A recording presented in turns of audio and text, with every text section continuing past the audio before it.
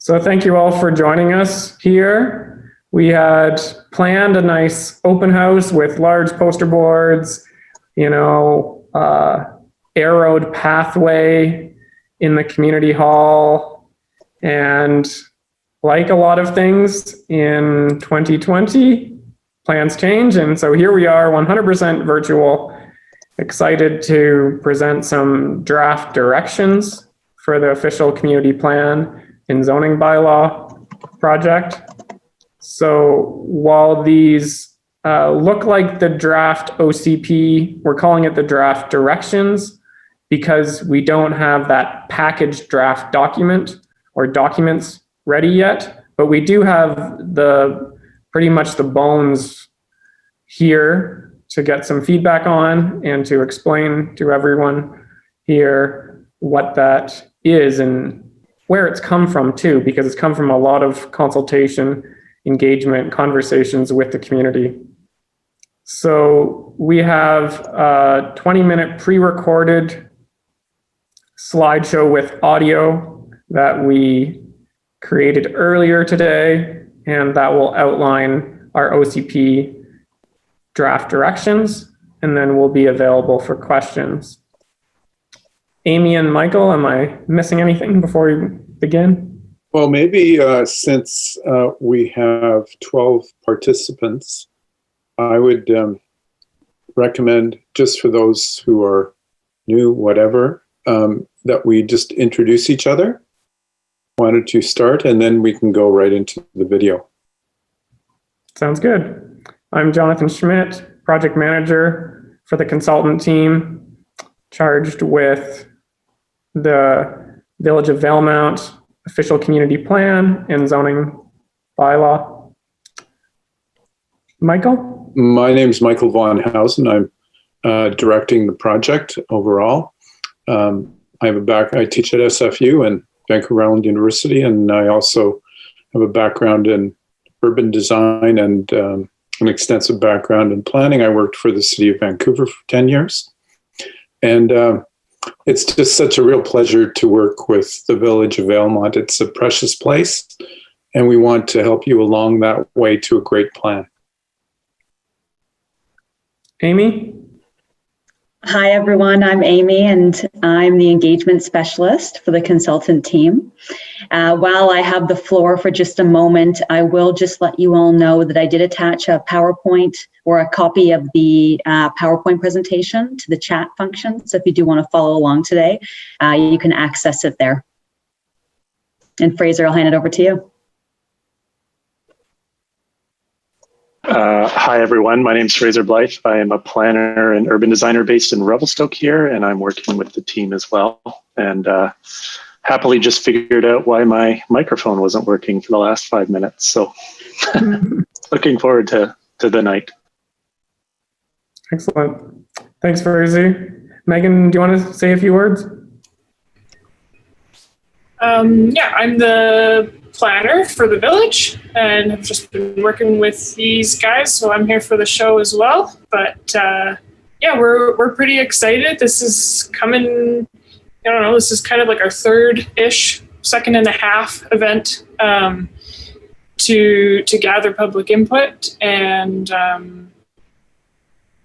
hopefully we engage with a few more people over tonight, and then I think the coming weeks will be really great as well, as far as VCTV helping us out by airing this multiple times a day, and then also the survey. I think will be a really great opportunity for everybody to have their voices heard. Yeah. Excellent. Thanks, Megan. And just a shout out to Councillors Blanchette and McLean for attending tonight. Thank you for representing. And thank you for Councillor McLean for your participation support committee. It's been really valuable. So without too much more, I'm going to share my screen and play the 20-minute video that outlines our draft directions on the official community plan. Okay, thank you all so much for being here this evening for our virtual webinar. In this webinar, we're going to walk you through a series of slides covering the draft directions for the official community plan. Unfortunately, we had to cancel our in-person open house, but you can always access more information in the form of our digital poster boards available on the Village website, which dive into all these topics in more detail. We also have a survey available online, which takes a deeper dive into specific policies and allows you to comment on them and give us your feedback. We also know this is a lot of information to take in, so I'm going to share with those who are with us tonight in our webinar. I'm going to share a copy of the slides with you by the chat function so you can follow along and read on your own time.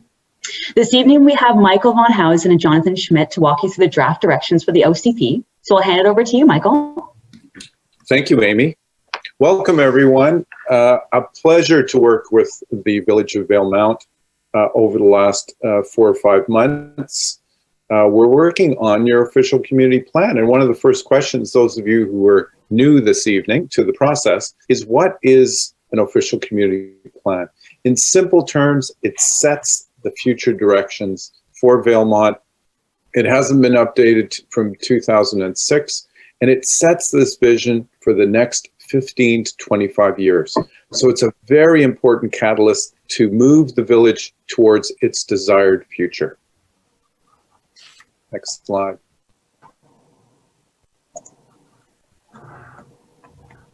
So we started in June. We had various engagements throughout July to September, working with council, working with community.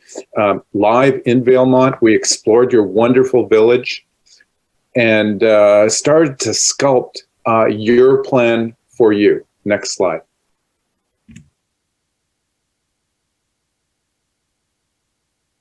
So what do we hear? I mean, there's from all these bullets, there were a few high priority areas that we have to address and is key to your future in terms of healthy growth. One is housing diversity and affordability, providing different housing options, both for housing owners and those newcomers to the community and existing professionals and workers. Hugely important. Connecting the trails, creating a mobility network in the community so people can walk and bike throughout the community, and connected both from marsh to mountain. And you'll hear more about that. The downtown, how can we create a compact downtown? More diverse and mixed in terms of mixing residential with commercial and bringing in new businesses that complement the existing businesses. And overall, really important is to keep the village feel. In other words, that wonderful charm that Valemount has that is unique, but at the same time boosting it with the right development in the right place. Next slide. So we started in June. We're going to finish in March. We're right in the center now where we're reviewing draft OCP policies, as you'll hear today. We'll move through, again, further draft review with our wonderful support committee, who has guided us through the process and provided wonderful local advice. It will then be reviewed by council and approved by March in 2021. Next slide. So what we're going to do now is a quick, high-paced overview of the process with a focus on mixed uses and the downtown.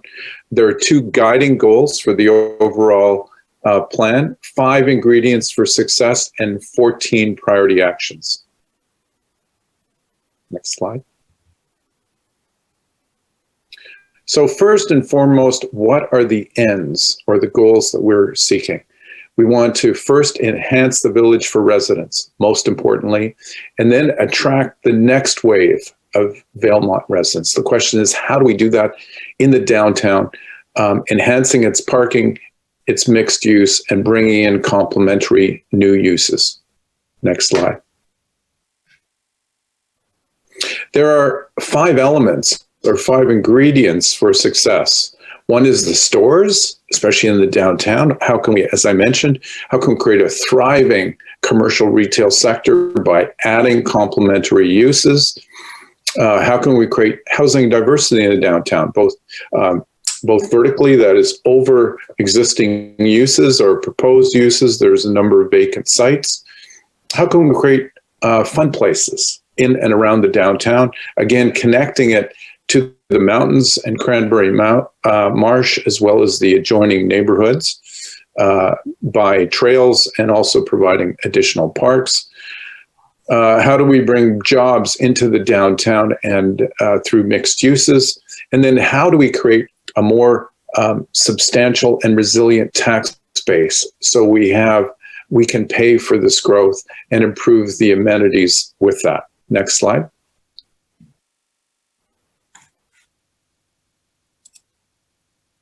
I want to hand it over to Jonathan. He's going to take you through the 14 priority actions as they relate to the downtown and the potential for mixed use. Jonathan. Thank you, Michael. This is a great opportunity for the village, we believe, to, as we mentioned, enhance the village for residents and attract the next wave. And how are we going to do that? How do we propose the village does that? Well, we've developed 14 priority actions. Plans are only good if they're associated with actions. And so we've identified 14 key ones here, and starts with number 1, which is infill the downtown. And numbers 1, 2, and 3 are all related to something that our project team identified, which is the need to infill vacant land to kind of fill in those missing pieces and enhance the village so that there are more opportunities for develop, there are more tax benefits off of that land, and it just overall enhances it for the village. And it does touch on the number 2 goal, which is it will bring in the next wave of village residents. A few of the other priorities touch on trail connections, so connecting north to south and marsh to mountains, as we're calling it, connecting from the bike park to the marsh and everything in between, and connecting the community along Dogwood perhaps with a pathway is one of the ideas. The other element of connection is linking from the, so you'll see priorities 13 and 14, linking the downtown to Highway 5 and vice versa, Highway 5 to downtown. 10,000 vehicles a day in the summer drive past the village on Highway 5. How do we make that safe and convenient for people to draw them to downtown? So this is the OCP draft land use map, and it's essentially the OCP vision on a map. So we hope that it's relatively self-evident in terms of what the village vision is for where various land uses should go. And so you'll see a few key elements here, which is a core village center in the downtown, and flanking that on the west and east is a mixed use area. And then that kind of goes to the highway commercial area, which is along Highway 5. And then we have the blue areas, which are new. We're proposing employment lands back to those 5 ingredients of success, one of them being jobs. Where would jobs go? And so we've identified areas for jobs here. Where would houses go? Well, we've identified 3 distinct residential neighborhoods. Residential neighborhood 1, which is the core residential neighborhood. Residential neighborhood 2, which is kind of that missing middle, a lot of vacant land there. And 3, which is the large lots in the south. So we'll touch on each one of these a little bit further in our discussion in this theme, which is the mixed use area of downtown. But this is the broader picture of the OCP, which is essentially the village vision on a map. So let's talk mixed uses in the downtown. So there's many benefits to mixed uses, and there's already existing mixed uses within the village. The home hardware is a great example. There is another example shown on the bottom right there. And mixed uses are typically a ground floor commercial orientation or retail stores, and then upper floor would be housing, apartments, or other styles of dwelling units. And that's generally when you hear the term mixed use, what's being referred to. There's a number of benefits to mixed use. You know, you often get more people then, obviously, in the downtown. There's more spending then that happens, more vibrancy, and it's a fairly efficient use of land.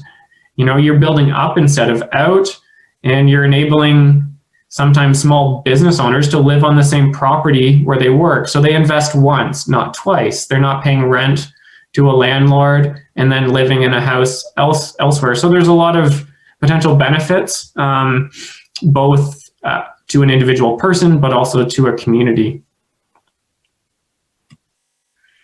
So as mentioned in that OCP draft land use map, we've identified this core village center as a key policy area for the village.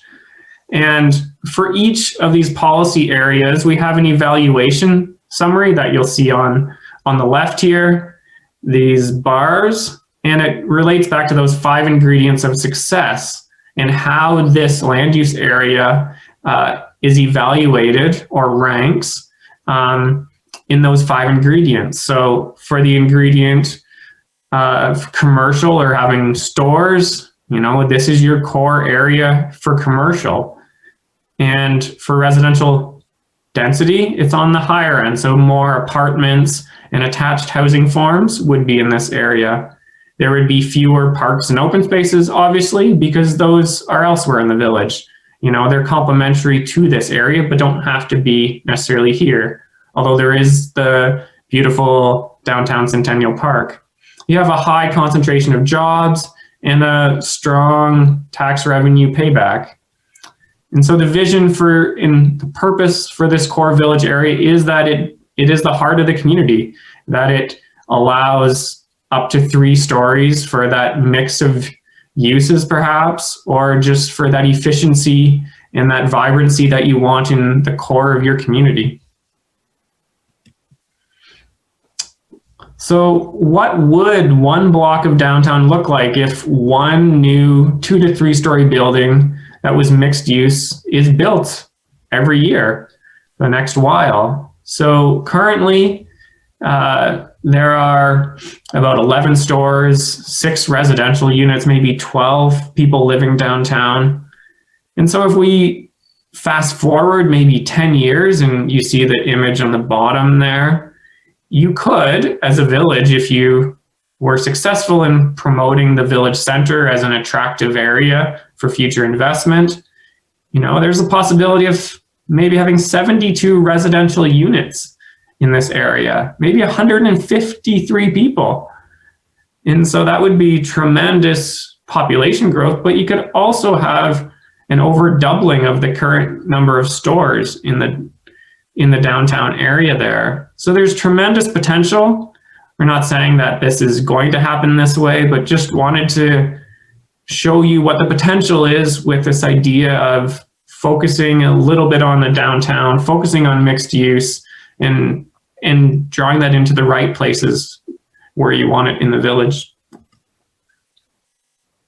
So what else can be done? What are some other fun ideas of the downtown? You know, maybe a 10-year plan is too grand to think about for some, but what about an interim use, a temporary idea that would draw that vibrancy, create that interest in the downtown? So here's one of the ideas that our team came up with, which is a farmer's market downtown. Maybe a little bit of infrastructure, some temporary structures as well, and you could transform what was an old decrepit sign that people are probably wanting to get rid of into the marketing symbol of a new vibrant downtown that's adding to what's already there and filling up vacant space so that it creates that interest both for residents and for visitors. So the next land use area we want to discuss is what's adjacent, what's beside those core 2 blocks of downtown. And we've heard a lot about an interest in further mixed use. People, with existing houses that are there that want to run a business out of it, but the current rules aren't super clear on how those should be done or could be done. So we want to add some of that flexibility to this area and really ensure that the people there that want to invest have a pathway to do so. So if we look at the evaluation summary for this, you do have strong retail component that would face the street. You have, once again, residential density on the upper side of the ledger, which is more attached housing styles, apartments, and once again, strong number of jobs and a strong return for tax revenue for here. One of the things that we've heard through consultations is that the community wants to see a commercial feeling all along Fifth Ave. So while mixed uses are great, they don't want to have this mixture of residential feeling and then commercial feeling being at the street level, and then residences could be behind or above. And so they're complementary to that feeling that when somebody walks down Fifth, it feels like a vibrant commercial avenue.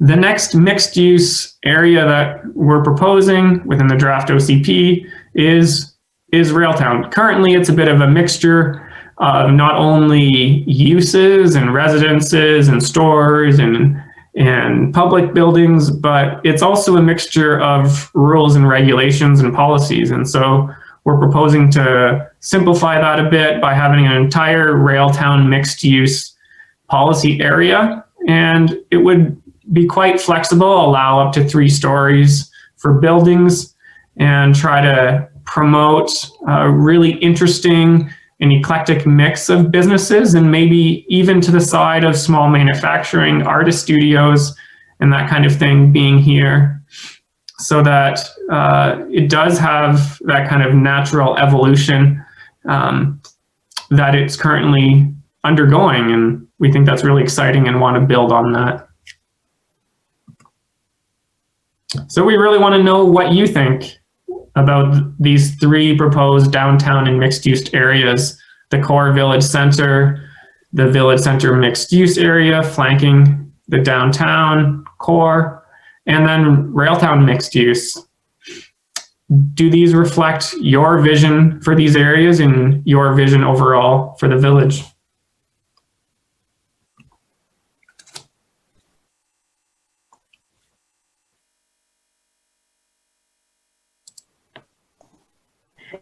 So thank you so much, everyone. Your feedback is extremely important to this process. So it's important to remember that this is your plan for your village. We'd like to invite you to fill out our survey online, available at www.valemount.ca, or you can pick up a paper copy at the village office. Completed surveys can then be returned back to the village office, and we appreciate your feedback by December 7th. We also understand that not everybody's able to get to the office during regular hours. So if you're having trouble getting a copy, please feel free to email us, reach out. We can be reached at ocp@valemount.ca, and we'd be happy to help you get a copy. We also would love to invite you to stay updated by getting on our email list. Feel free just to email us. We can add you to our list, and you can receive regular updates on the OCP process. Okay, so that concludes our presentation, and I think we can jump right into our question and answer. Feel free to, you can type a question to us in the chat box, or feel free just to come off mute and throw your questions at us.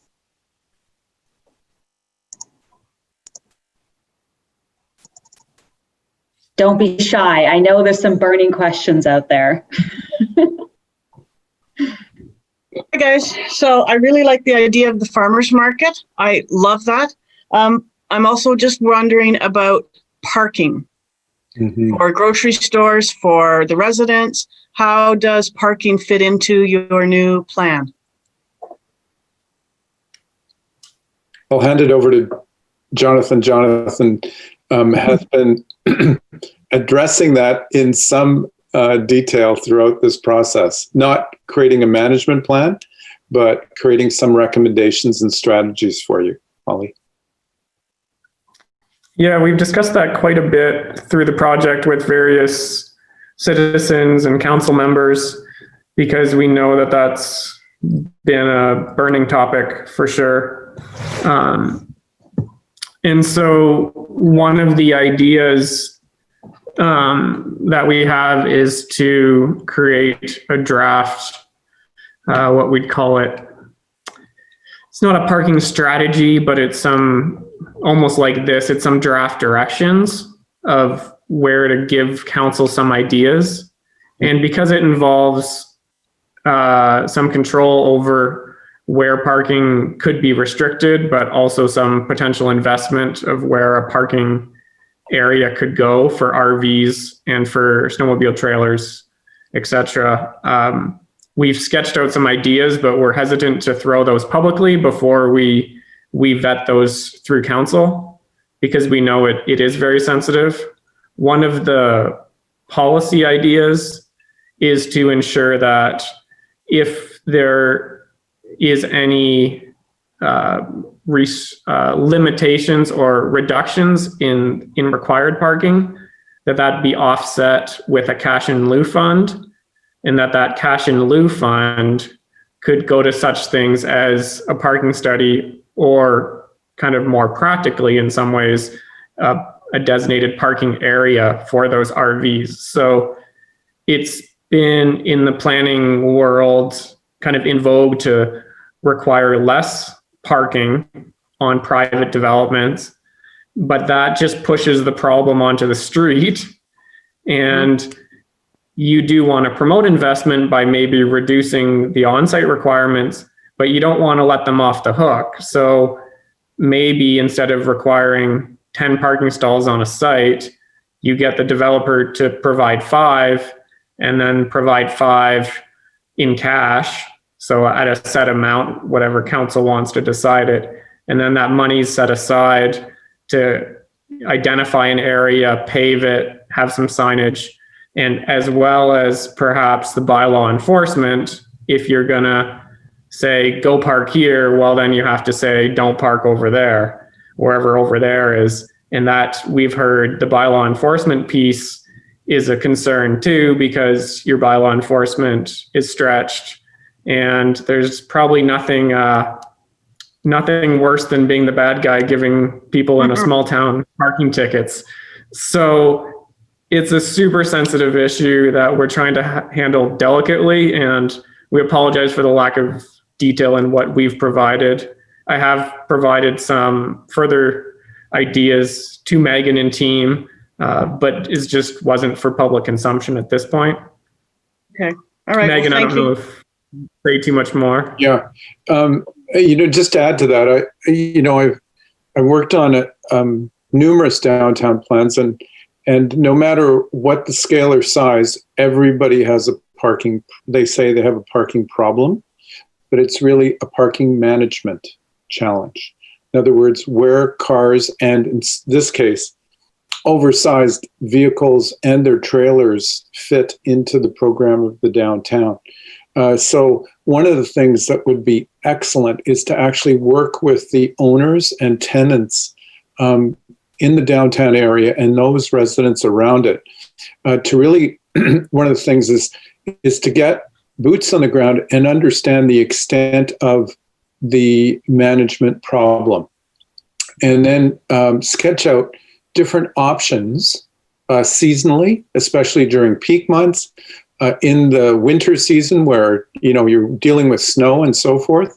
And then what Jonathan pointed out, you don't want to be the bad guys and gals giving tickets. So if it's a series of norms and management problems, and it's dealt with in a diplomatic way, it doesn't push out business. It actually invites it in a very positive way. And one example I've been working with Langley City, which is a relatively small city in the center of the Lower Mainland, and it has 25,000 people, but it has this neat little downtown, if you've ever been there, Old Fraser Highway, and it's a one-way.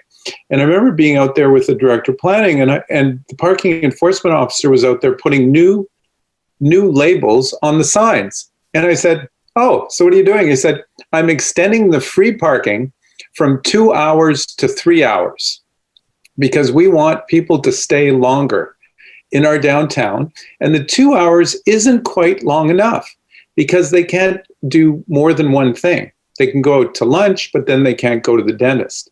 They can't go to the doctor." So their whole approach was keep it free, number one, and then manage it so it attracts people into downtown. And my finding is they have to be directed to the free parking areas where they actually aren't enforced. In other words, if they park farther away, it's free. If they park closer in, it's free, but it's less time. It's timed as you get closer to the store. For instance, if you're popping into the IGA, for instance, and you're getting a few items, that's half-hour parking. Or, you time those, or you're going into the coffee shop, it's all half hour, and then farther out, it's longer. So there's a number of techniques you can use to, most importantly, attract business into your downtown and increase sales. You don't want to turn off that switch. At the same time, respect and support those tenants and the residents around the downtown. Good. Thank you. I'm glad it's on the docket because it is very important for us. Yes. Thank you. Michael, the next question here in the chat is, how do trails fit in, connecting the Marsh Trail to the Bigfoot Trail and access to the bike trail system? We didn't provide in this session the mobility map, which you'll see at the 6:30 session. But maybe we can touch on that a little bit. Sure. Maybe you can, can you bring up the 14 priorities? Yep. Yeah, let's bring up that exhibit. This is a drawing we did and something that we're both, I think the whole team are avid trail bikers and runners. So I was within minutes of arriving in Valemount, I was discovering with Jonathan the Marsh Trail and the whole expanse. And I discovered this. I mean, that's how could I say it? It's a North American jewel. And then you've got the bike park. So one of the things, as Jonathan pointed out, and he can show, one of the real opportunities is we've alluded to it, is to connect the Cranberry Marsh with the mountain. Well, first to the downtown. And what that does is a number of things. It connects what we're in a kind way referring to as the missing middle. In other words, the south to the north, where the downtown is, and then beyond to what we're referring to as Railtown, and beyond that to the bike park. So that'll be incredibly important to really enhance, call it the bikeability and walkability of Valemount for all. We've done some drawings, but that connectivity is super important. Even connecting the high school to downtown, just making it friendlier to walk and bike. Which, as we discovered, I mean, you have a world-class bike park in Valemount, and it'd be great just to get more people out of their cars and biking and cycling. With I'm finding with the electric bikes and Bits and Bytes has a great program of even electric bikes and so forth. And there could be, as Valemount moves forward, there could be as in some towns, they have a free bike program. So if you're visiting and you have some old pink bikes or something, somebody can pick them up at the coffee shop, and as long as they bring them back, and nobody's going to steal them because they're ugly pink or something, or maybe they like pink, and that could be a problem. But the whole thing is to invite people to walk and experience your wonderful village, and also importantly, those environmental assets that it connects to. Yeah, I think the big thing too is that Dogwood connection. Yeah. Dogwood Street is kind of that missing link. You have the Bigfoot Trail, which is well established. You have the Marsh Trail, which is well established. Mm-hmm. You have the bike park, which is not connected yet, except via the road.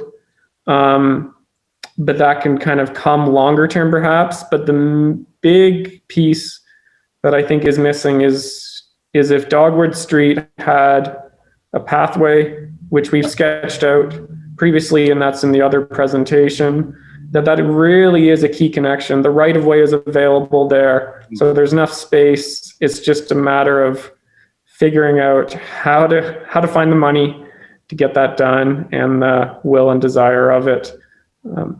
And maybe that comes as development phases too. It's just from a timing sense, maybe that's a good leadership thing. But once again, that comes down to council's priorities too. But that's an opportunity that we see. Yeah. Thank you for the question. Yeah, it's an excellent question. Corey says here in the chat box, he says, Williams Lake developed an app map for their parking strategy. So again, excellent point. As people come into town, they haven't been here before, they're hauling a big trailer. If they can quickly click on an app and say, where's the free parking for the big trailers, especially depending on the season, having that as a variable, that'd be wonderful, because they then are directed, they don't call it affect traffic, they go to the spot where they are supposed to be. They maybe drop the people off for coffee, and then whoever's driving parks the vehicle, comes back to where they are. Excellent.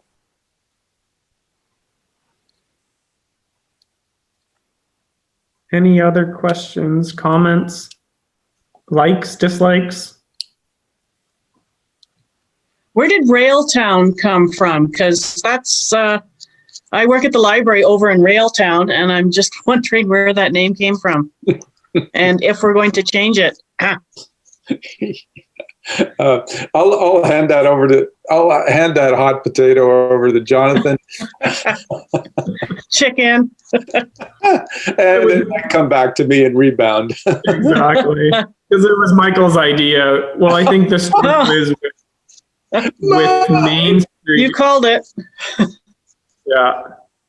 With Sorry, Main Jonathan, Street, go ahead. No, it's okay. With Main Street being no longer perhaps your quote unquote Main Street, that there's probably a level of confusion with the way people either use the term casually versus use it as the formal name for that street. And so we're not saying you have to change the name of the street, but in terms of minimizing the confusion in the future between the Main Street area and Fifth Ave, to call it Railtown kind of solves that. So it's our idea. You can, as part of council, take it or leave it. It is called the Main Street Special Planning Area in the current OCP. You'll be taking that name with you when you are finished. Yeah. To build on Jonathan's point, and I admit it, I might have generated this name, but we were trying to find a way to. When we came to town, it's like, oh, okay, so where's downtown? There's Main Street there. Yeah. So we're simply trying to distinguish between the two, and then simply have an identifier label that was sort of genuine to the place, the character of the place. So it just evolved. Whether it sticks, again, it's up to council and the community. But it is, I must say, it has, it's one of the areas of town that really has character. So part of Railtown's tradition is history, number one. And that's why, actually, the way we've developed the OCP policies, are in alignment with that. In other words, this nitty-gritty mixed-use area that could actually really develop as a base for creative jobs, funky character. Like, I mean, there's the wonderful bakery and the bike place, and we just love that. What I love about parts of the village is that it is impromptu, it is informal, it does invite creativity, and a lot of people coming from for instance, other cities and towns, whatever it is, there's so much standards around that you can't do anything without permits and a bunch of layers of. I was just told by someone today on a call, and it's an interesting fact. He says, "You wouldn't believe it, Michael. It took me 4 months. I think they wanted to move 2 walls, put in a new toilet, and it took them 3 months to get the permit." Right? So there's a lot of slowing down, over standardization. So Railtown was to reflect that informality, that invitation to do something within bounds, within a framework of reasonableness, but to actually reflect your identity and the identity of your unique business. So that's where it sort of came from. It is a good mix on that side. I mean, we've got the coffee, we've got the tattoo, we've got the library, the museum, we've got everything over there. So yeah, exactly. Yeah, it is good. Yeah. This is a good forum to ask for suggestions too. Yeah. If there's anything we need to know about the area that might help inform, a name. Mm-hmm. Yeah. Yeah. It does also address the fact that you do hear the train quite loudly through that section. Yeah. Yeah. We didn't want to call it the noise full area. It does have that tradition. Yeah. Good point. So if you haven't we're all, one thing about naming, and I really believe, I remember somebody told me, we were doing a design session, and he said, well, we have to name it. In other words, get a reflective name that reflects the place and the character of it. And once you capture that, everything flows from that. So as Fraser just said, I have just one rule: best name wins. Excellent. Yeah, and Michael Peters from VCTV says, keep with the history, Fulton McCurdy Way. So I don't know the history on that, but it'd be interesting to look in. Donnie has a question.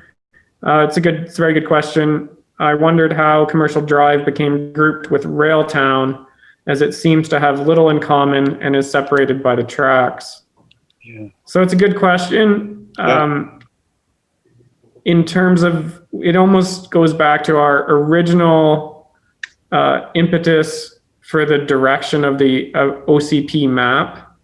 And one of the things that we wanted to do with it was distinguish it from a zoning map, in that we wanted the OCP map to be more general. It is more of a vision than exactly what's on the ground.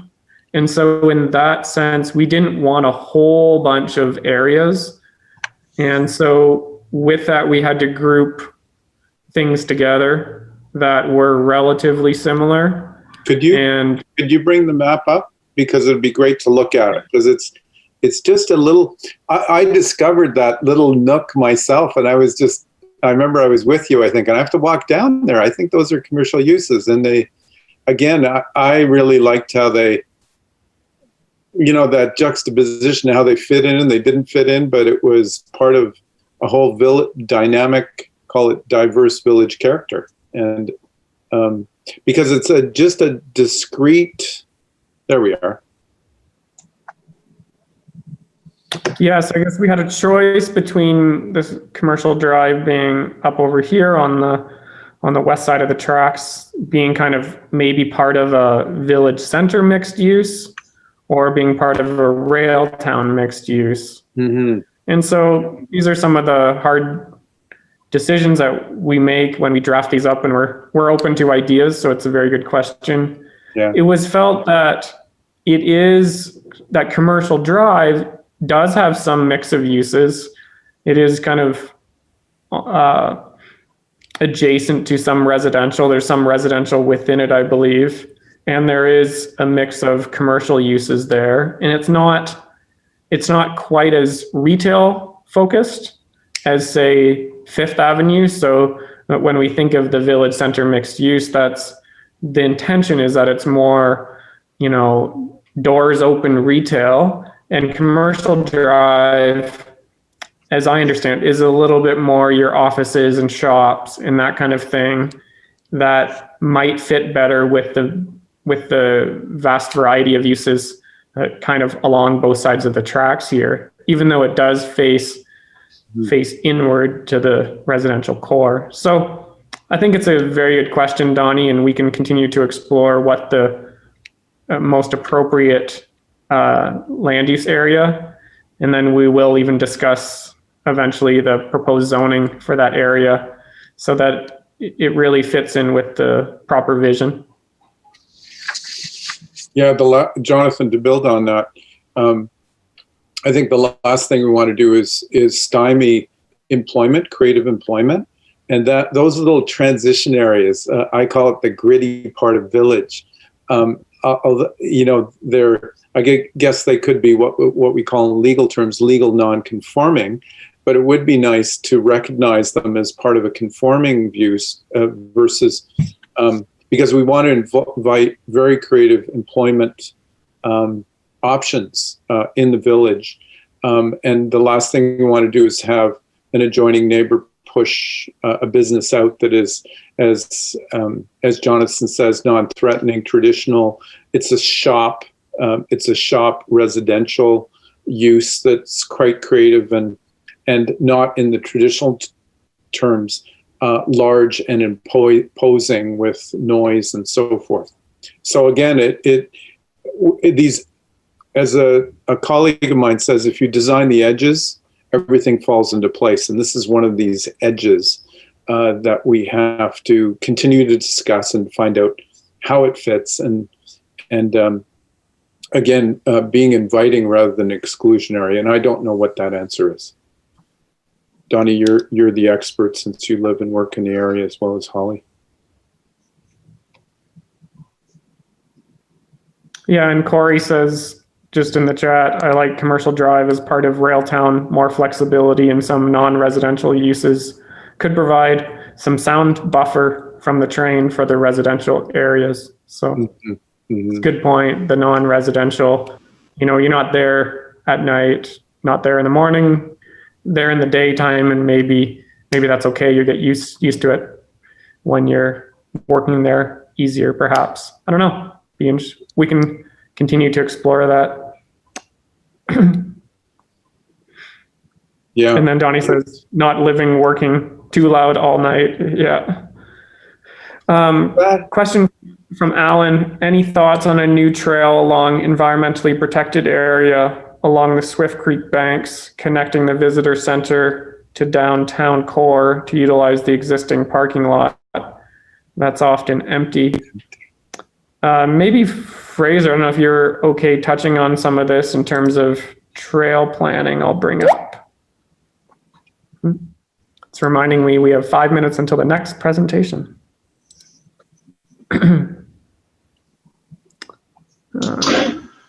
So Fraser, I think the question is about a trail. If you can see my cursor along the north edge of town, kind of along Swift Creek there, and then maybe connecting to the trail that's on the west side of the creek up past Main Street Railtown there.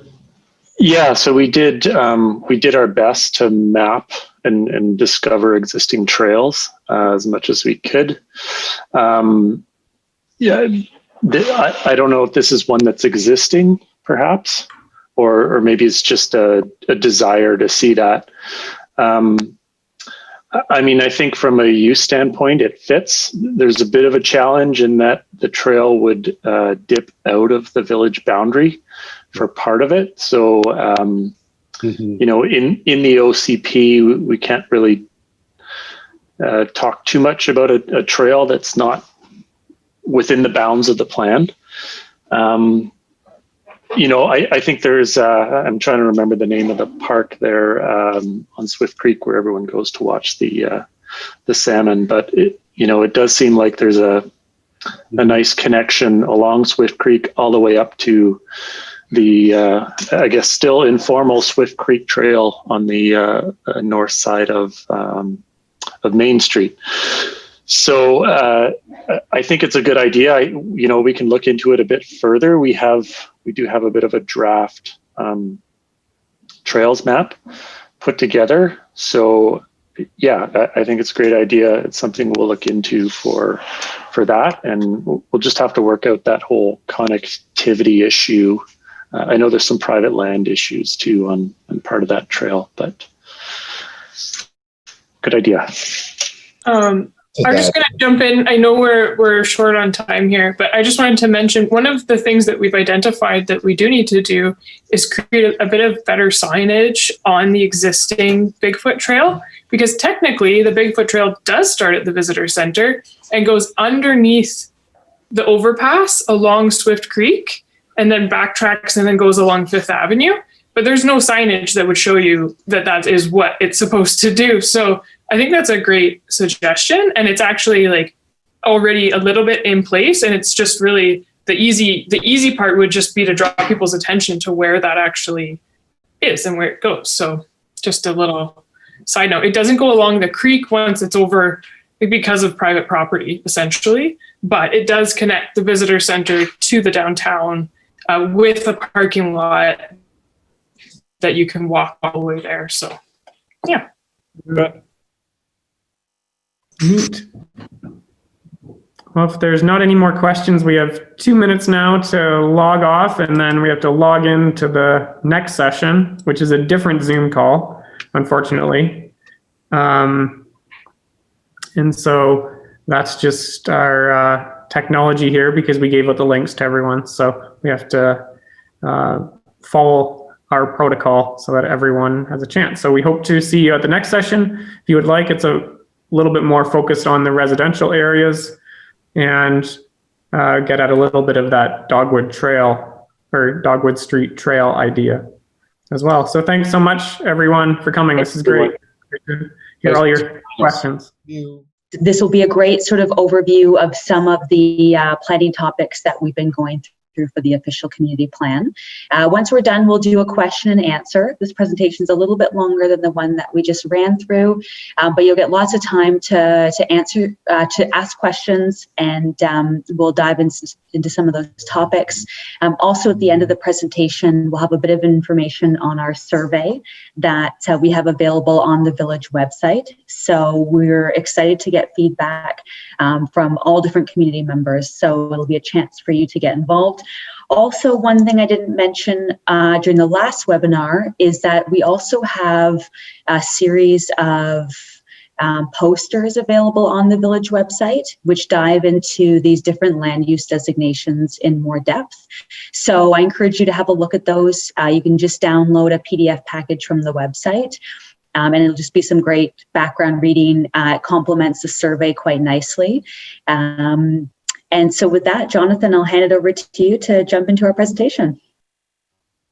Thanks, Amy. And just for those who weren't on the last call here, just by way of introductions, I'm Jonathan Schmidt, project manager, senior planner with a consultant team led by MVH, Urban Planning and Design.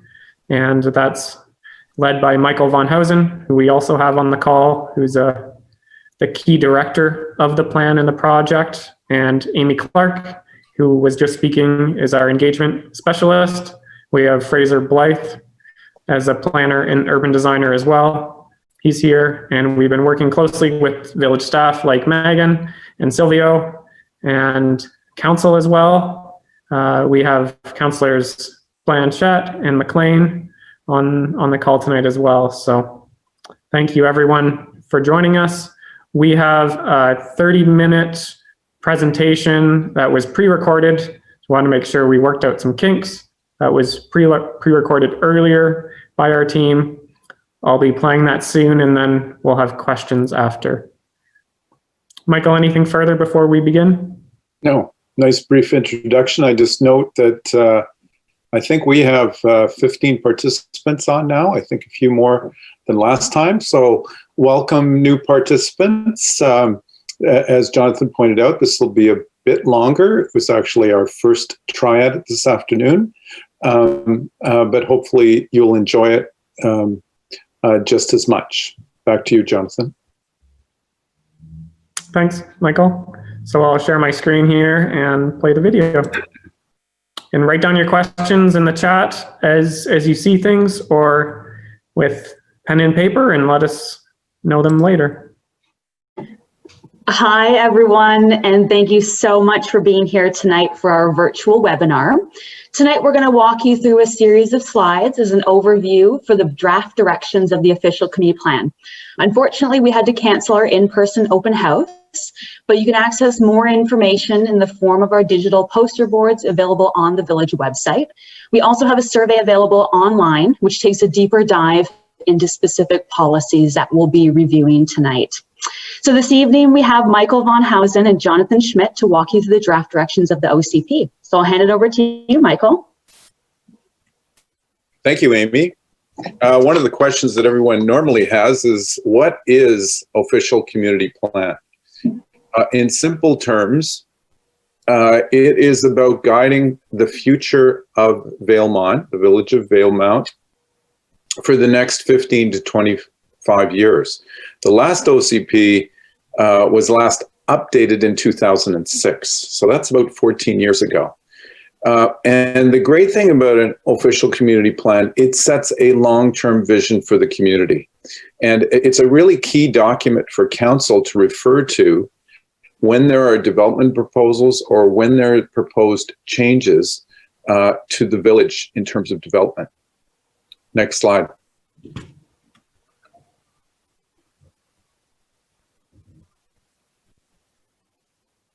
Our process actually started in June of this year, and Jonathan and I came up in July and had workshops with council. We had a walk around with council, and we had bi-weekly meetings with the Official Community Plan Support Committee. This committee is very important because it provides the eyes and ears of the community in different areas, whether it be affordable housing, trails, and so forth. So we relate to the community as the real experts in the community, and they guide us through the process. So as Amy said, there's a survey online, and we look forward to your comments to make sure we're getting it right for you, because this is your plan. And as part of that engagement, we created what we called Community Circles Kits.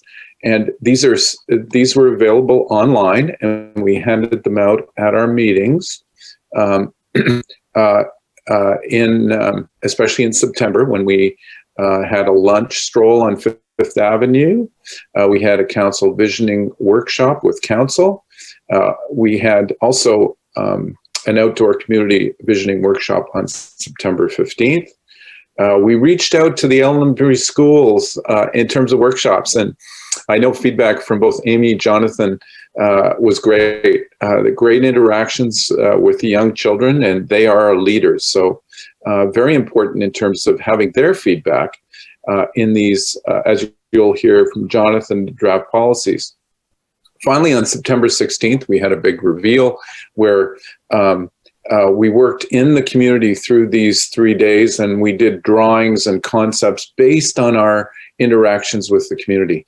So what I call, we cook the meal with the community, and this was a great opportunity for us to immerse ourselves with the community, hear their views, and then feed those views back to them. Next slide.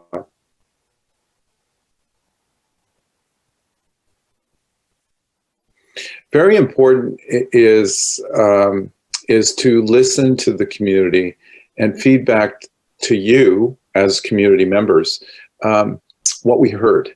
And what's so important in the incredible community you live in is this village feel, a sense of community and a sense of growth that fits with the values of the community. Quality of life is hugely important. The small village charm, not too much, too fast. That's very important. So you have to go right in the right place. There's also, we heard very importantly, the need to create an increase in jobs and boost the local economy, again, with the right jobs and attracting the right people. We want everybody to feel included. In other words, that inclusion of feeling at home and welcome is very important. Housing diversity and affordability, that's a constant challenge in small communities throughout British Columbia. How do we provide the right kinds of housing in the right place? How do we provide, as you'll hear from Jonathan, additional housing units in the community that actually creates mortgage helpers and at the same time creates options for people who are renting? The idea of mixed use in the downtown, very important. How do we build our downtown to create thriving businesses? And part of that is to add a residential component, possibly above, beside, and so forth, to create a more active Fifth Avenue. Seniors housing and supportive amenities, also very important.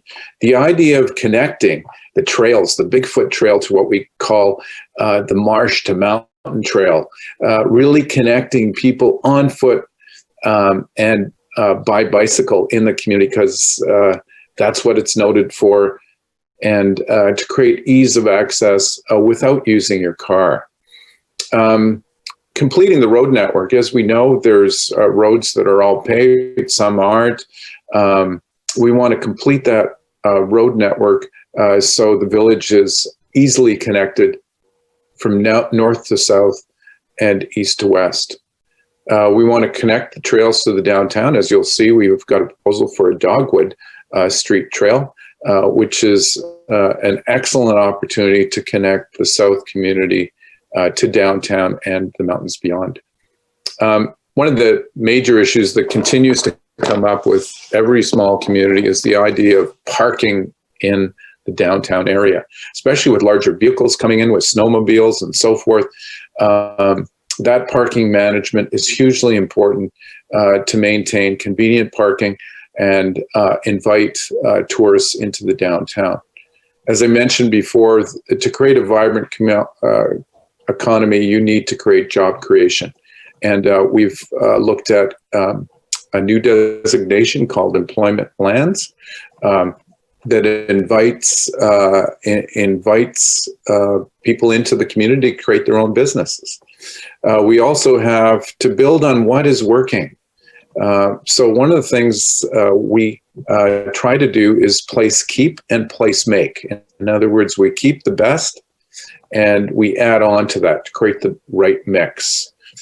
As part of implementation, and part of this project, we'll be creating zoning rules that further add detail to the official community plan. We also heard, and finally, the need for essential goods and services, medical, food security, etc. And that's important in terms of enhancing the community services as part of improving employment.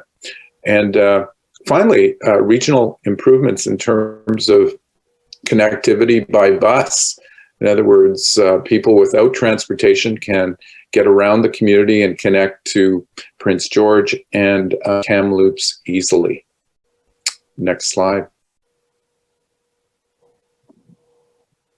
So our project timeline, as I mentioned, we started in June. We're now at the draft official community plan point, which is from August to November. We're coming to the end of November. We'll continue to refine the plan, work with council and the support committee to refine the policies. And that's why we want to hear from you in the survey. And that goes through to December. And finally, we go back to council January to March with the final draft plan for council's consideration. Next slide.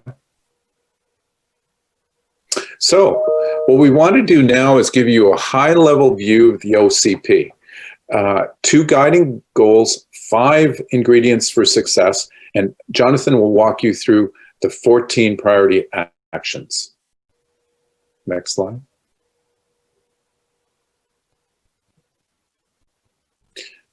First and foremost, this plan is about you and your future. So how do we guide this pathway to success? First is enhance the village for residents. You've asked for housing affordability, better internet, downtown parking solutions, a safer Highway 5, flexible zoning, mixed use areas, keep a small village feel, infilling of vacant lands. And that's a huge opportunity, as you'll hear from Jonathan, in terms of future development of employment and also of a diversity of housing. So the solutions to that is in part flexible housing policies. On one side, we want to enhance the zoning, in other words, the direction, but the other side is very important. As we know, when entrepreneurs come into the community, they need flexibility. And part of it is a live-work situation. In other words, you could have live on the first floor, work on the first floor, live above. The mixed-use downtown with the parking strategy is very important, so people feel that they're welcome and there's accessible parking, better internet, and finally, trail connections, that marsh to mountain trail circuit, connecting to the Bigfoot Trail, connecting out to the highway so people can get around on foot or bicycles. The second is, how do we attract the next wave of Valemount residents? In other words, we want to attract the people with the same values who want to live in a small community and develop that small community in the right way. And as part of that, it builds on the first point, flexible, affordable housing, the aspect of fast internet. People need to be connected, enhancing the local community amenities through parks and trail systems. And then through that, really create a wonderful sense, reinforce the existing character that's in place. Next slide. So what are the ingredients for a successful Valemount? Part of it is we want to build on, and these are 5 points. We want to build on that small store retail sector that's already in place. In other words, complement the existing uses, add new uses, and create that wonderful critical mass on Fifth Avenue. In other words, that 1 or 2 blocks you have in place, there's a number of vacant parcels that can nicely infill. So you keep it compact so people can continue to walk summer, winter. It's a compact and warm downtown. We talked about housing diversity. We have to meet the needs of the residents and also project forward. Who are the future residents in the community who want to live in smaller communities and share your values? We want to enhance the fun places, the parks, the open space, the pathway and trails. You have some phenomenal, call it world-class recreation areas and sensitive conservation areas like the Cranberry Marsh and also the bike park. These should be connected by a trail system, and the parks can be further enhanced in between. Jobs, hugely important, but as we know, people are working differently. The great opportunity for Valemount is that many people now want to work at home, they can work remotely, so they can work in Valemount in the way that they want to work and raise their families or mature in their life in an incredibly pristine environment. And finally, back to the top, the sustainable tax revenue. In order to pay for improvements, whether it be finishing the road systems, enhancing the parks, finishing the trails, there needs to be revenue for council and the community to use responsibly. So as part of this, call it circle of elements, the tax revenue and revenue sources are very important so there's sustainable and resilient growth in the community. Next slide.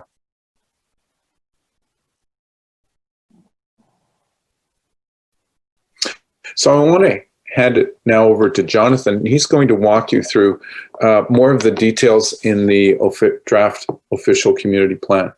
Jonathan. Thank you, Michael. Thank you, everyone, for listening to our presentation as well. We're trying to adapt quickly here and change formats at times, and it's a privilege to work in the village of Valemount. So we've identified 14 key priorities within Valemount, and I won't go through all of them at this time. You can read them on the left-hand side of your screen here. A few of them to touch on. First of all, number one is infill the downtown. We've identified that there is a lot of excitement happening in the downtown. There's a lot of energy there, and there's additional opportunity on some of the vacant land to infill there and add more vibrancy. And we think that that could be a really key part of Valemount's future.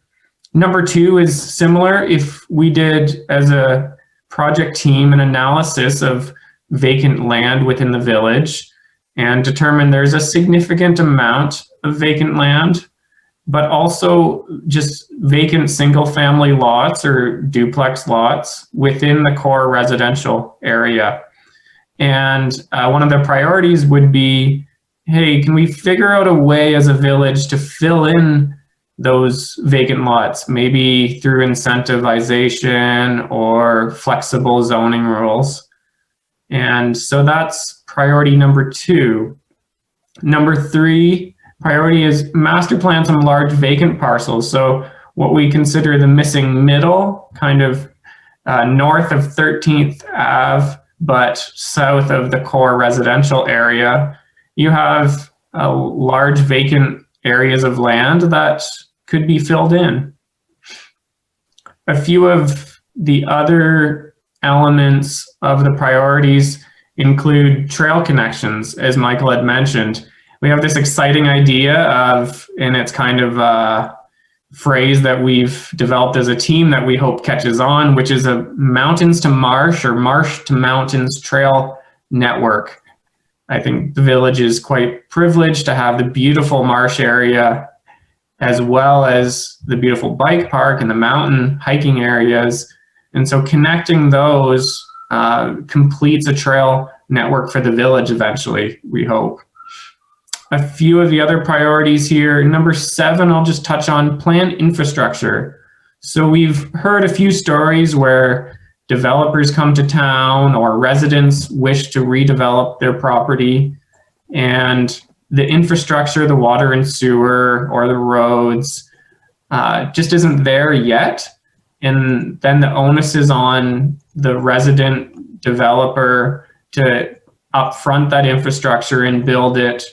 And that often takes a lot of time, and that can delay development. And in the end, oftentimes it results in the continuation of vacant land in the village. So planning infrastructure properly so that it results in further development, and it also pays back in the longer term through property tax assessment and really trying to balance the infrastructure costs with the payback through eventual development and taxes.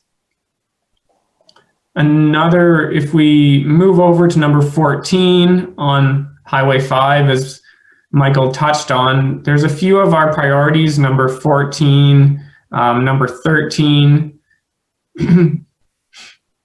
They touch on the need to really draw in the people from the highway. There's over 10,000 vehicles a day driving by in the summertime. So how does the village really connect that, safely? There's a lot of concerns in terms of the 5th Avenue Highway 5 intersection connection there and how it's resulting in dangerous misses or accidents. And can that be improved while at the same time trying to draw in some of those vehicles into downtown so that they experience more of Valemount?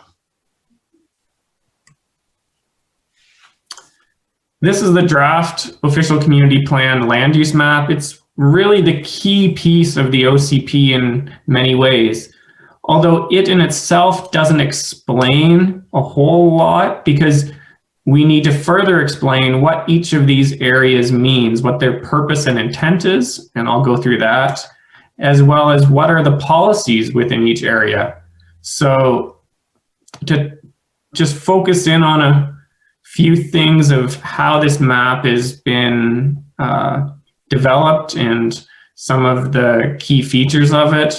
We have a core village center area, which is really what we heard was the heart of the community. When we asked community members, what is the heart? Oftentimes they pointed to those 1 to 2 blocks of downtown, which we're calling your core village center. Flanking that on either side is what we're calling a village center mixed use policy area. And so that would be more flexibility in policy and in zoning, but still with a commercial focus, allowing more live work opportunities within that core area. And then we have Railtown over what is referred to as Main Street. We've once again tried to embed this language of trying to minimize the confusion with the downtown and what is sort of functionally Main Street, which is the old Main Street in Railtown, to clarify that by saying, hey, this might be fun, let's call it Railtown, and just having a flexible policy area there that allows the current mix of uses, and perhaps opens up opportunities for more of that without a lot of headaches from owners to abide by strict zoning rules that might not have allowed it previously. So we then have just south of downtown and north of downtown, residential neighborhood 1. So this is your core residential neighborhood, with the most established residential areas within it. Residential neighborhood 2 is what we have sort of casually termed the missing middle. It does have some development here, but is largely vacant, available for future development. Residential neighborhood 3 is the larger lot developments, both new and old, in the south. And then we have along the highway, a highway commercial land use area. And as Michael alluded to before, we have these 2 new land use areas called Employment Lands 1, should be more of a live work, business, office type use. And then we have Employment Lands 2, which might be more your traditional light industrial land use focus. And the hope is that Valemount really does bring forward an opportunity to have more jobs in the future. So this session we've tagged as residential housing and vacation rentals focus. And that's because through our previous consultations, this was a key theme that was brought up again and again. And it presents opportunities, challenges, and a lot of community discussion. So we hope to delve into that today and tweak your curiosities a little bit. So key to this discussion is a term that's making its rounds in community planning, which is an accessory dwelling unit.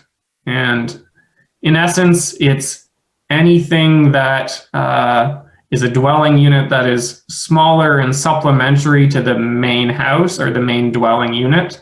And it could come in a lot of different forms. It could come in a detached form in the top left here shown. It could come in a form where it's above a garage, or it could be a converted garage, as in the bottom left here, or it could be just a small unit attached to a house, or a secondary suite, as shown in the right middle image here, or it could be an upper floor, kind of maybe an upper floor granny suite, perhaps in a main house. And we're also using the term mortgage helper, referring to an accessory unit that is rented out by the owner. So this is a case where the main house is, or principal house is owner occupied, and the accessory unit could be rented out. And this is the community discussion piece, is whether it could be rented out as a vacation rental, short-term or long-term. So we'll get into now the residential neighborhood 1, and I know there's a lot on this slide, but we're only going to touch on a little bit of this here and leave it for your reading later. So if we look at the map, this is the core residential area of Valemount, and it flanks the downtown. Number 1 in this area, in terms of policy direction that we are proposing, is infilling vacant lots, and just infilling in general, maybe with those accessory dwelling units as a laneway house on a underdeveloped lot.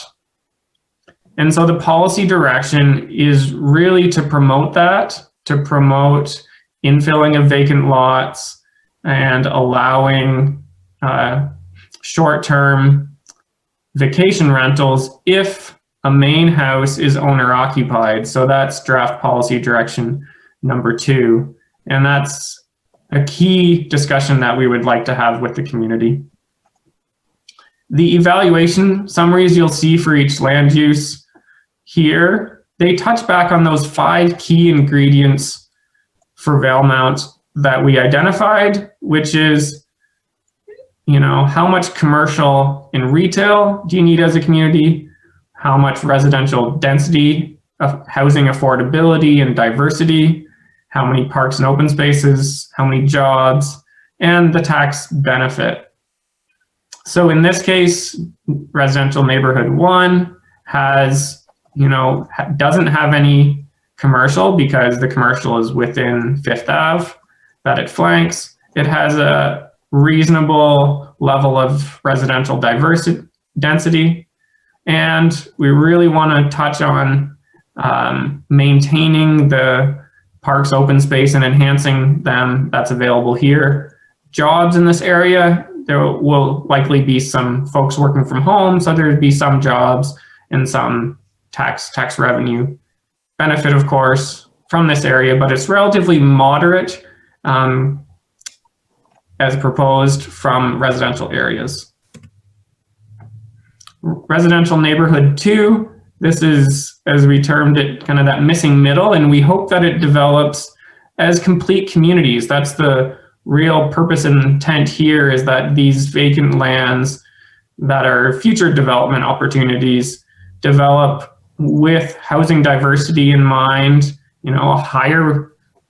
higher density opportunities, more attached housing perhaps in the future in these areas, some neighborhood commercial opportunities within here, and really focus as well on high quality open spaces, trail connections for here. And the policies here are really focused on trying to get at those things, develop complete communities, master plan these areas so that they fit with the rest of Valemount and that they complement the rest of the village rather than maybe detracting from them, or we don't want these areas to take away from the downtown either, that they all work together.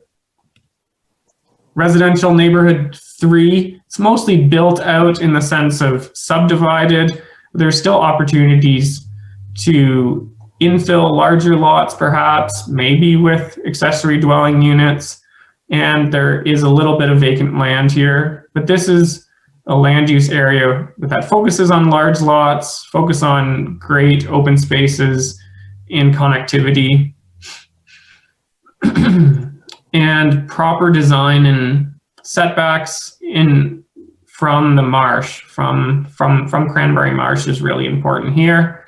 The one piece here that we identified as a team is just the missing connection to downtown and the rest of Valemount. It does seem disconnected physically, somewhat because of the length. And so we have kind of a neat idea there with improving dogwood.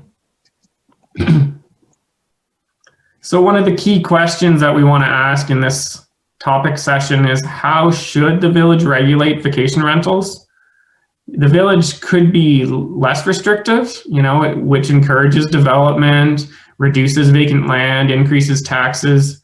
But the concern on that side of the ledger is it might reduce housing affordability if all the units available in Valemount for rental would be only done short-term vacation rentals. And what happens to those folks that need a longer-term vacation rental? Where do they go? Or do they have to pay the vacation rental price, which would be unaffordable?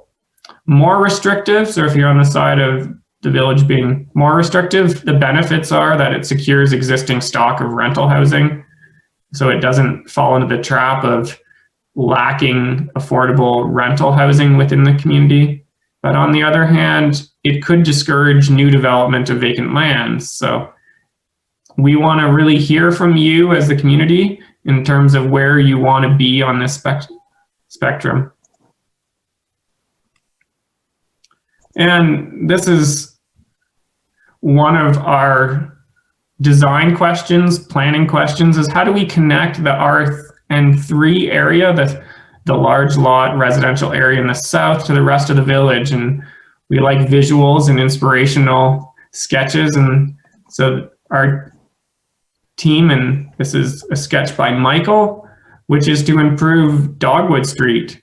There is a very generous right-of-way, and it would be really fun, we believe, for people to be more connected from the south to the north.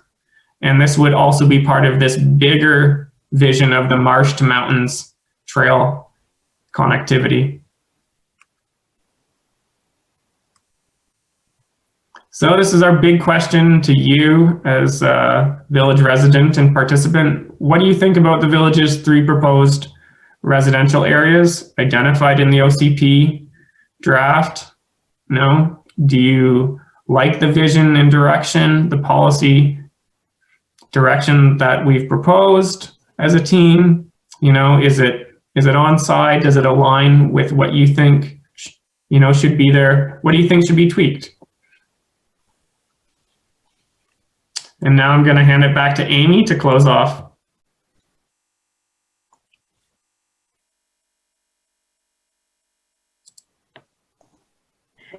So thank you so much, everyone. Your feedback is extremely important to this process. So it's important to remember that this is your plan for your village.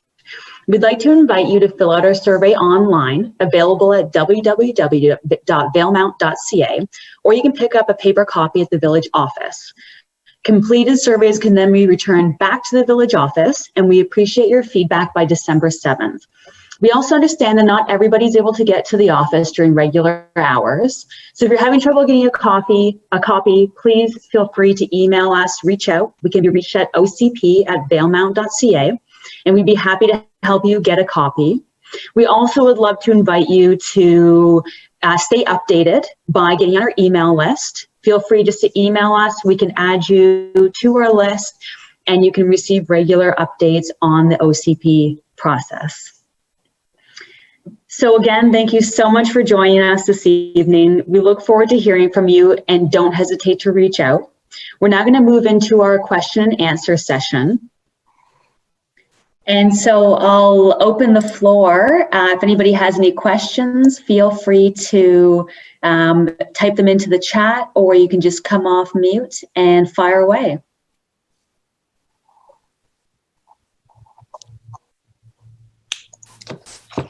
Thanks, Amy.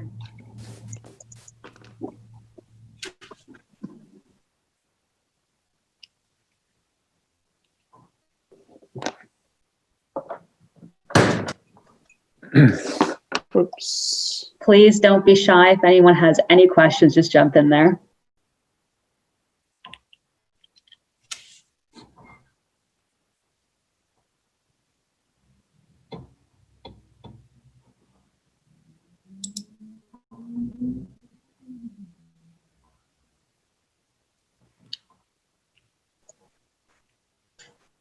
So Corey has a question. Oh yeah, sorry, go ahead. Hi, yes, this is Carrie Jo Forche from Sint First Nation. I was just wondering about the trail systems and to ensure that the cultural heritage reserves were looked at prior to, I guess, development. And then I'm not seeing anything concerning Indigenous anything. Thanks. Good point.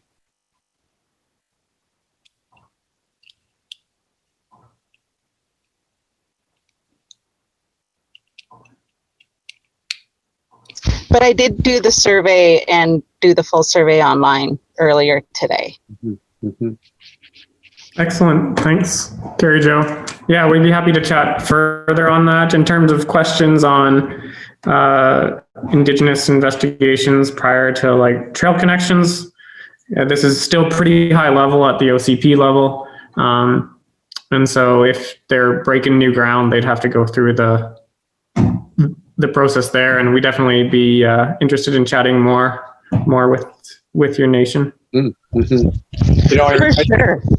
Yeah, I think, Carrie Jo, you touched on something very important to me. I work with a number of First Nations in terms of interpretation and signage, naming, and so forth. I think the meaning of the various areas, the medicinal plants, and so forth, I think that can be hugely expanded. Obviously, it's a sensitive and large undertaking, but it's number one, fantastic that you've joined us. And now we have a contact to talk to and connect with to create this sensitivity within the OCP. Thank you.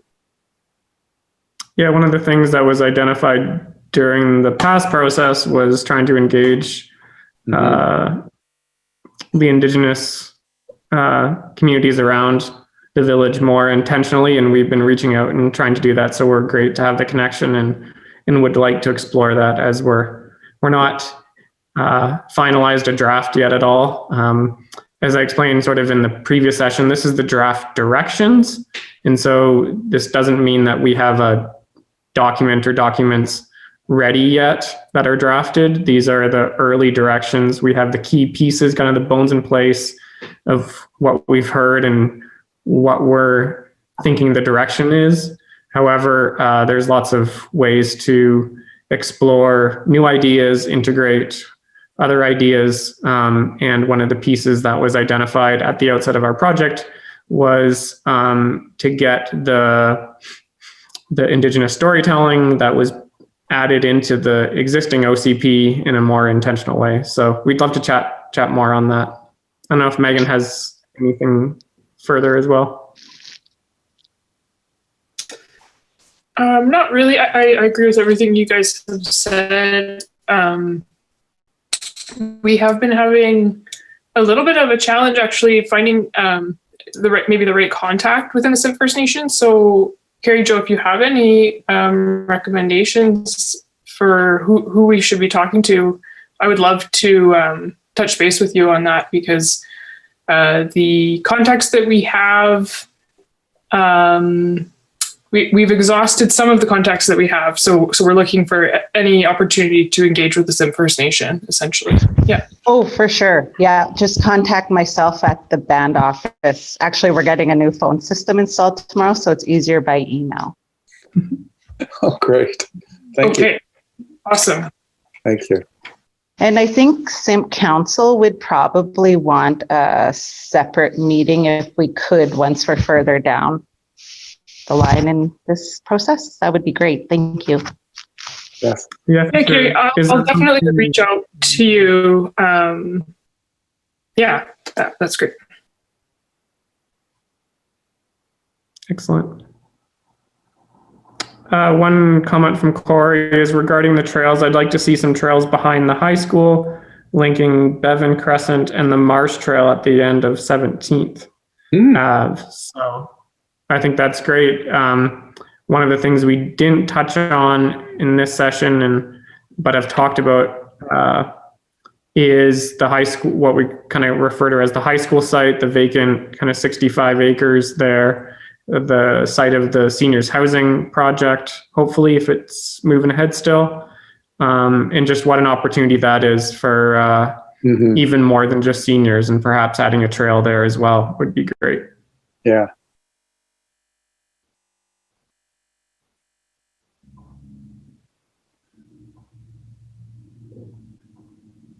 You know, it's interesting studying the aerial photographs. I love studying desire lines in the community, and that in that middle, what we sort of in a friendly fashion call the missing middle.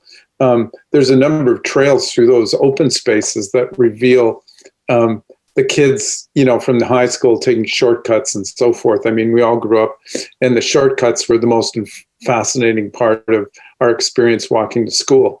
So it'd be very interesting to really create a rich network of trails through the village that connect people and that are interesting, you know, beyond a sidewalk, you know, a trail through a forest and you know, experiencing the Cranberry Marsh and, you know, the creeks and so forth. I mean, it's just fabulous natural environment that we can connect to and along, which are very important, I think.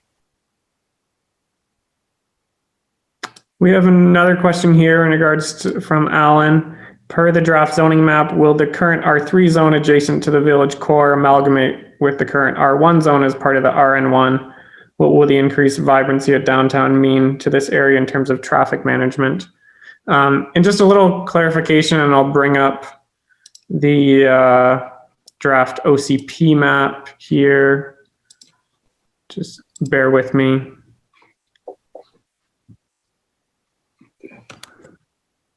As I figure out the technology. One of the key things that we identified early in this process was the need to distinguish more between two key maps in the village's planning documents. The one map is the OCP land use map, and then the other map is the village's zoning map. And currently the two maps are actually quite similar. And so it results in quite a bit of confusion between what's the OCP map and then what's the zoning map. And the OCP map that's shown here is really the OCP vision on a map. It's much more visionary. It's much less focused on what's on the ground currently. While it does reflect that to some extent, it's more of a vision map, and it's more general. You see, what do we have? 1, 2, 3, 4, 5, 6, 11 different uses, land use policy areas. And these are policy areas, they're not zoning areas. And so it's important that we first get this map right before we get into the draft zoning map. And that's because these are broader, they're more general, they're high level policy stuff. And we hope that it generally fits together with a community vision so that individual landowners don't have to come back and apply to amend it if they understand the vision and are following the vision. So that's the one key piece to that question is just understanding that the OCP land uses map is a more broader visioning map, and the draft zoning map, which will be coming soon, and was in the draft posters that we were going to present at the physical open house, will provide some of that further detail. And just gonna have to go back to your question here. Will the current R3 zone adjacent to the village core amalgamate with the R1 zone? So we are going to be proposing some amalgamation of zones when we present the zoning map, the draft zoning map, but I'll leave that to a different discussion. And then another kind of comment in regards to what's the impact on traffic. And that's something we're going to be wrestling with, and we talked about in the previous session about an hour ago, which was how do we handle downtown parking? And got a number of ideas on that, one of which is we want to encourage development. We want to keep the downtown vibrant, but we need to make sure that if developers are adding things that require parking, then we don't want them to be pushing the burden onto everybody else. So maybe they should pay a cash in lieu when they're not providing parking, to pay into a fund that could then create parking lot areas for RVs or storage trailers, or just generally help out to have a fund to assist with parking the downtown, knowing that new development will bring its challenges in that regard. Yeah, just to add to that, Jonathan, I think it's important. One of the strengths of the downtown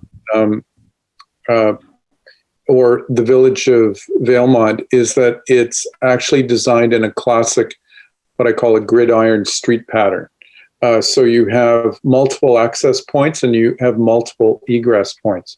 In the more modern communities, they have what they call a cul-de-sac or a non-grid system that is fairly limited and funnels most of the traffic on arterial roads and so forth.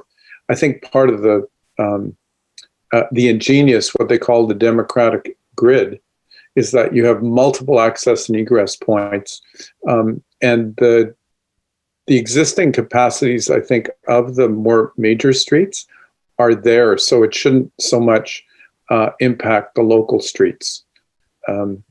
So that's the good news part of the story, and I think actually the existing streets have, based on classic, what I call tax standards, a lot more capacity.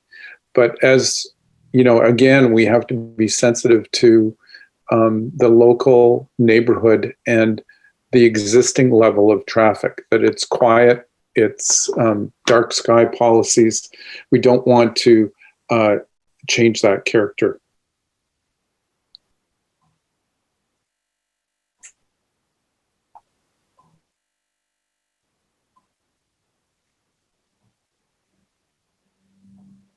Any other questions, comments, ideas?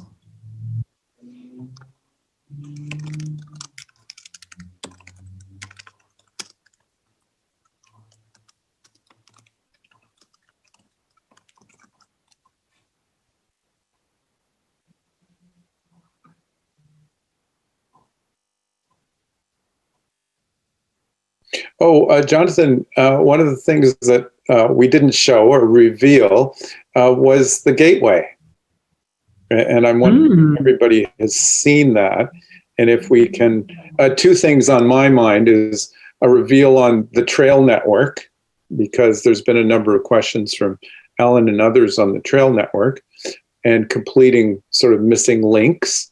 And the other is the gateway itself, which we in part mimicked from down the road. But since there's a gateway, call it a roundabout on the highway, that is a gateway down the road, we thought, well, we'd have people delay and have them come into the downtown rather than pass by. And as you pointed out, there's 10,000 cars coming by in the summer. I know the earlier gateway I'm coming up from Kamloops, so I came through that, and every time, guess where I stopped? Where that gateway was. So it is an impetus to, if it's designed as a roundabout and a highway. Now, one of the things that I preface this concept with is that this is Ministry of Transportation Infrastructure property. So we have to work with them respectfully, and it's not an assumption whatsoever, because they're in the business of moving traffic and traffic quickly. But at the same time, I think this would be a wonderful, another effective and sustainable method of moving traffic in and through, because as we know, that intersection has also its traffic complexities in terms of, as we've observed, some near misses, and it's beyond just the four corners. There's a number of other intersecting points. But it would be interesting if we could bring up that exhibit. I think we may have lost Jonathan. We've lost Jonathan. Good idea, eh? Good idea. Jonathan? I'm the host now, so I can, if you give me a minute, I can pull that image up. Yeah. It might take me a minute or two to find it here. So Jonathan, in the interim, yeah, Jonathan is somewhere on Mars right now. He's been launched in the stratosphere. I think he's back. He's back. He's experimenting as we do with technology here. I pushed him to his bandwidth. Yes, I got launched out. I must have said something wrong.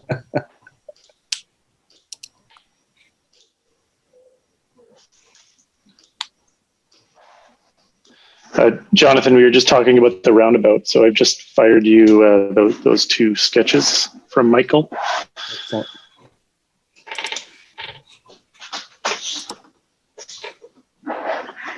Yeah, Corey says Dogwood Trail is awesome, and yes. And linking it along 13th with the path from the old mine would be great. I love the Gateway roundabout idea, but I'm from the East Coast, so I'm used to roundabouts. I know in some areas, I mean, I remember in Strathcona, east of Edmonton, this is 10 years ago, it was like the go-to intersection.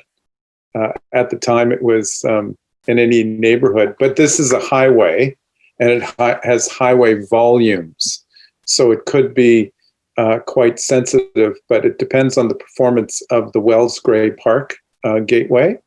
Maybe they'll be open to it, because I think from a tempo standpoint along the highway, I think it would be a great bookend to the Wells Gray Gateway. But that's just my opinion. I think we lost Jonathan again. So let me pull up the images here, and I can share the screen for you. Yeah, we have just another 3 minutes. I'm sorry I put the hand grenade into the presentation. Oh, now he's back and I'm blocked again. I was just trying to share the images, Jonathan, of the roundabout. If you're able to do that.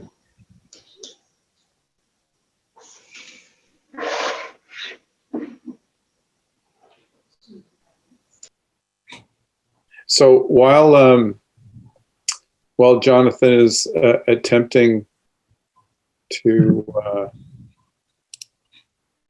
come in, we've got another. Oh, Jonathan, you're back. Sorry to disrupt your entire existence. It was well intentioned. Yeah, blown up by the internet. Just before if we can't get those images up, that's fine. Before we end, we have 2 minutes left. Are there any outstanding questions or comments?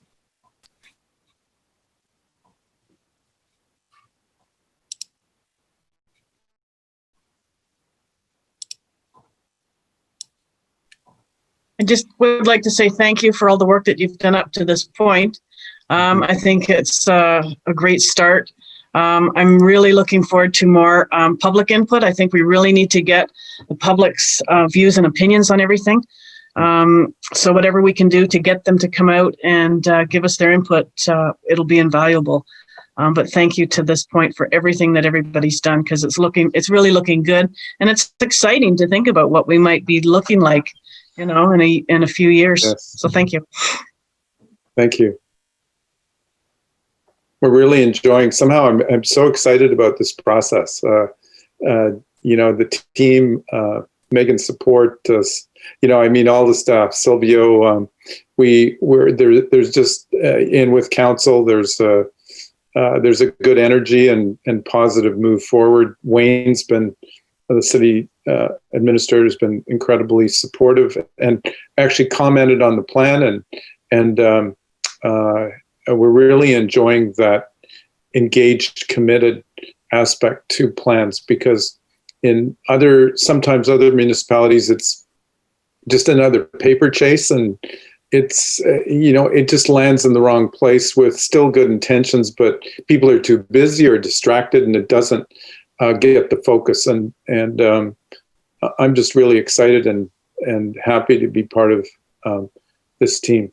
Mm-hmm. Well, the work that everybody puts in now, everybody benefits later. So if the community, puts in the work now, we'll see those benefits in a few years. So absolutely. For sure. Yeah, and this is just a reminder to everyone that's here, tell your friends and family and everyone you know about the survey that's coming out. So it will be online. So it's not just a PDF to fill out, although we have that available.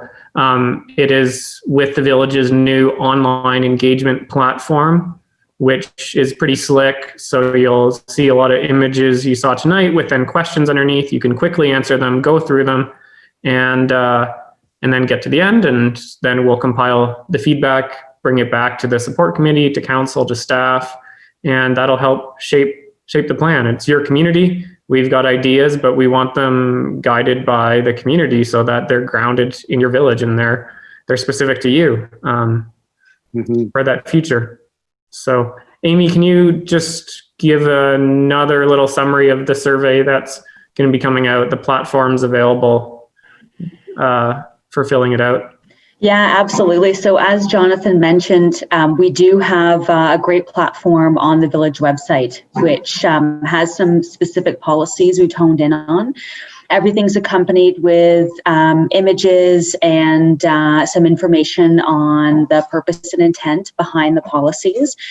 So it's a great way to give us your feedback on some of the things that we're currently looking at.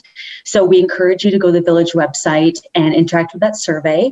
But we also understand that not everybody has access to a computer or just would prefer to use a paper copy. So we have a PDF on the website as well that you can download, you can print. We have those copies available at the village office, so you can pick up a copy there. And if you have, a business that you run or you're involved with a community organization and you'd like to have a stack of paper copies to give out, we would very much appreciate that. We want to get this survey, as usual, as far and wide as possible. So please let us know if we can support you in getting some paper copies out or having a package ready for pickup or drop off, something like that. We'd be more than happy to assist. You can always reach us at ocp@valemount.ca. So please feel free to email us and just let us know what you need. But I couldn't agree more with, what's been said here tonight. And Holly, just the sentiments that we want community involvement. As it's mentioned, this is your community. So we want to get your feedback. And it's been great working with everybody in the community. I appreciate everyone for coming out tonight. It's great to see there's a few familiar faces and a few new ones as well. So if you have any questions at all, feel free to reach out to us at any time. Thanks, Amy. And I think that's it. We don't have any more questions or comments. So thanks again, everyone, and have yourselves a good night. Thanks, everyone. Good night.